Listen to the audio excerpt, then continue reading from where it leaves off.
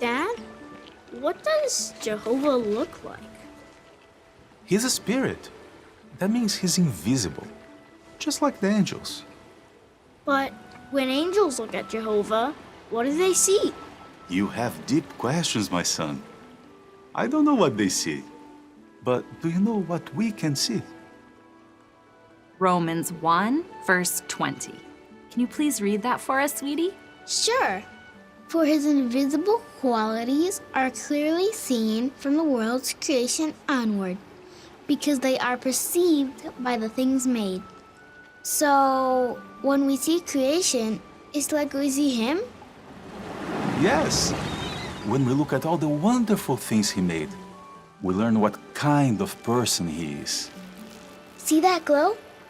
It's called bioluminescence. Jehovah's such an artist. Everything he made is beautiful.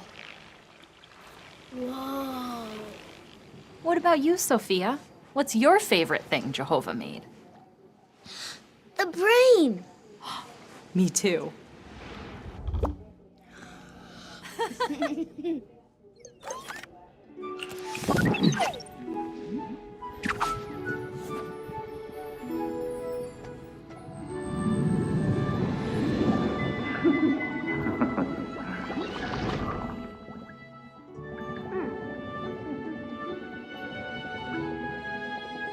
These are brain cells called neurons.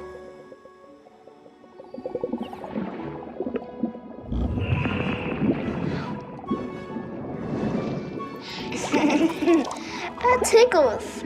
That was a message traveling through Caleb's neurons. They're everywhere. It's amazing. Jehovah is so wise.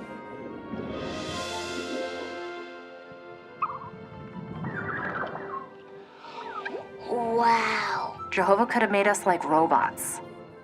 But instead, he lets us think and make choices. Does he, though? Does he really let us think and make choices and just decide on what we want to do?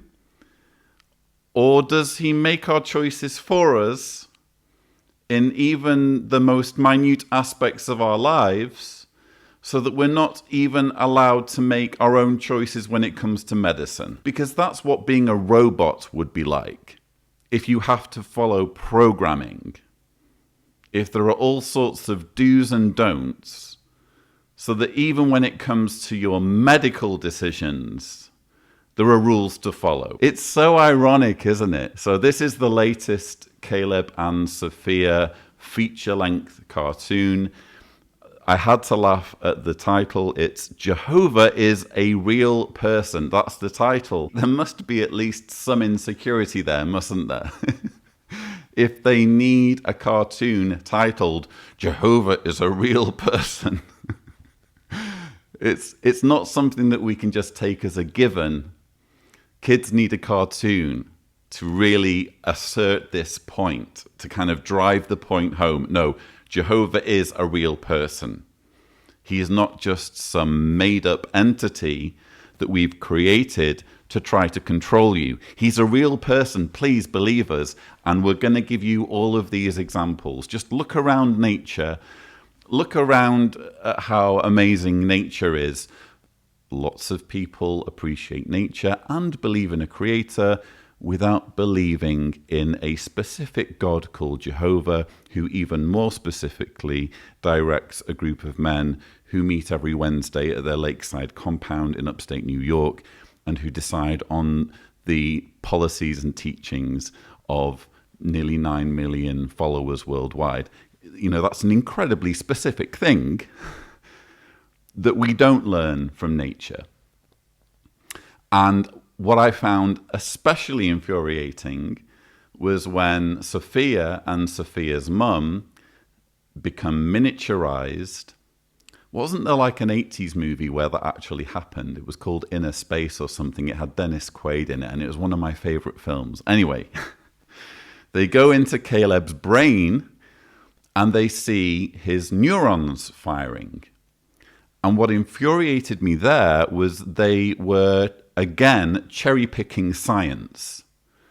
So when science doesn't outright contradict Jehovah's Witness beliefs, suddenly we can talk about it.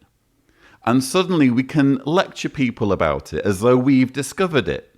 But all of that stuff about neurons and the way the brain works was learned by non-Jehovah's Witnesses, by people who dedicated their lives not to preaching about God's kingdom or reading the Bible, but to understanding human anatomy and how the human body works.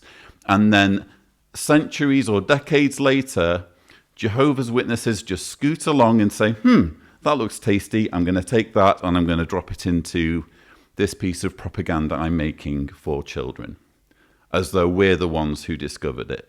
It's just an insult, quite frankly. If you are going to embrace science and talk about science and elevate science in the minds of young people, don't cherry pick, tell them all of it. Don't completely ignore the science of evolution and just zero in on other stuff, such as the way the brain works and the fact that neurons help relay information.